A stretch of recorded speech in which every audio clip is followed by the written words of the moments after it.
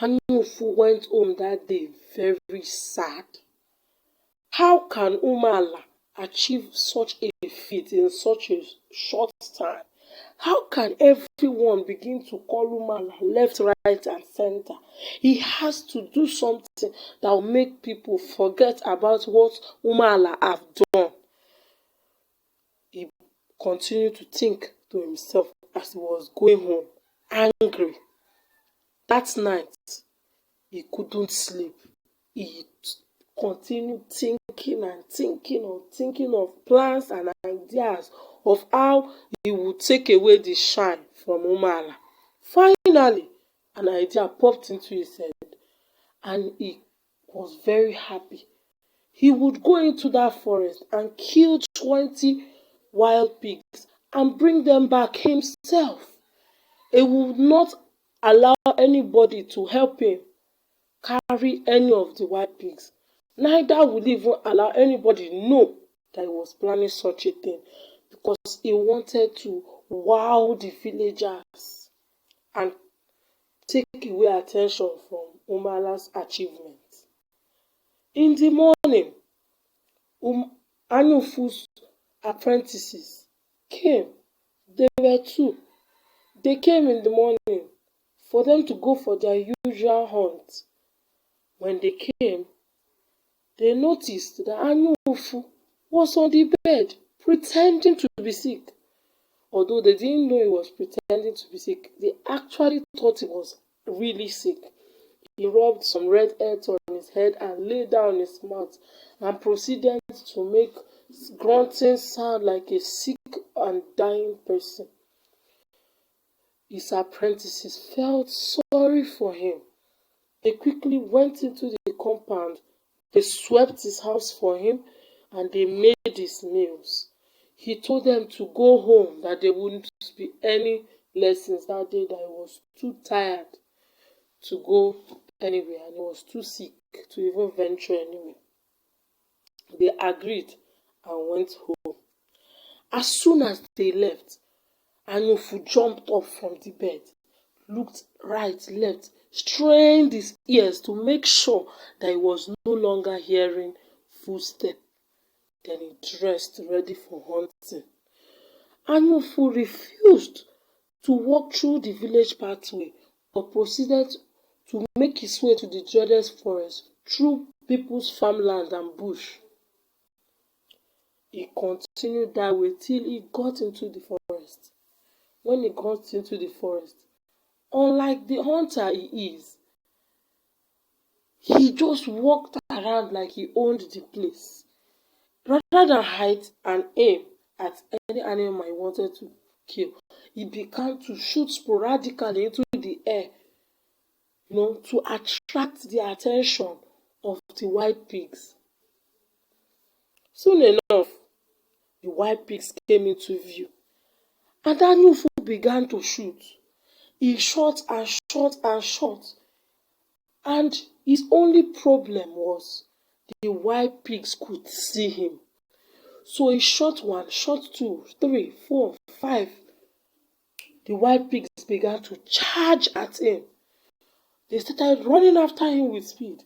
He continued shooting, thinking he would at least scare them away. But it only infuriated the wild pigs the more.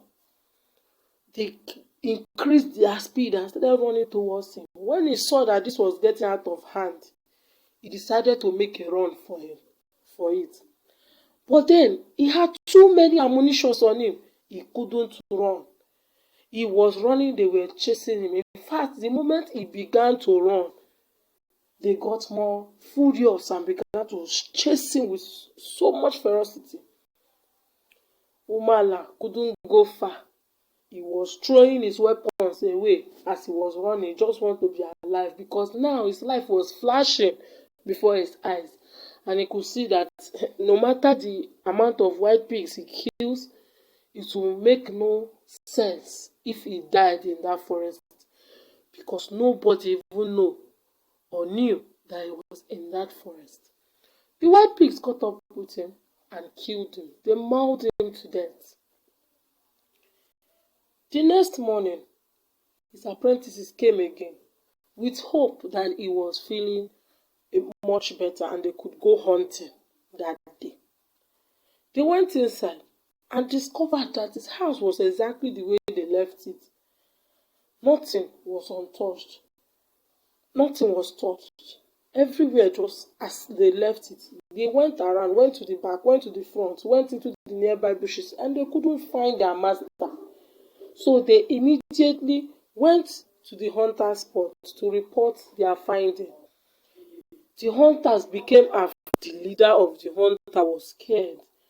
He calculated that Anyufu might have thought it was better after probably drinking some concoctions and decided to go hunting as usual, only to probably collapse inside the forest. This sent shiver down his spine and immobilized the hunters for them to go and search for Anyufu. They scattered themselves. Some went into the village, some went into different forests where they usually hunt, and they were shouting his name, but nobody could find Anyufu. At night, they even came back to see if he had come back from his hunt, and they couldn't find him. This continued for days and days till everybody gave up and knew that something terrible must have happened to Anyufu.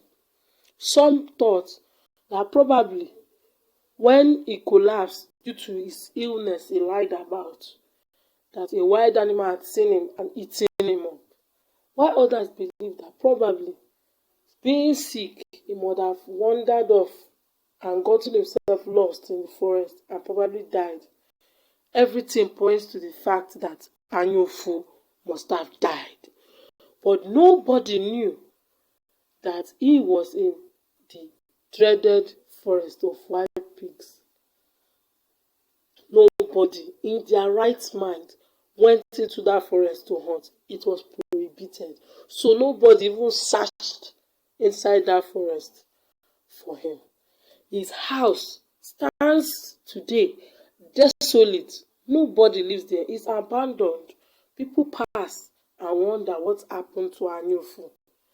And that was how Anyufu ended his life, due to jealousy. The lesson to be learned from this story is we should be very careful who we envy, because sometimes things aren't the way we think they are. Also, we should be happy with people that are happy so that blessings can come to us. And we should not put ourselves in harm's way because we are trying to prove a point. Because at the end of the day, it is only a person that is alive that can argue and prove a point. Anyufu lost his life because he was trying to compete with Umala, who didn't even know that somebody was competing with him. We should not compete with people based on the good things or good fortunes that have come to them, because the sun and the moon provide light, but they do so at different times. Everyone's time will come, and we just have to pray for God to give us the grace and fortitude to survive whatever life throws at us, rather than deliberately walking into the furnace and expecting God to save us. Thank you for watching.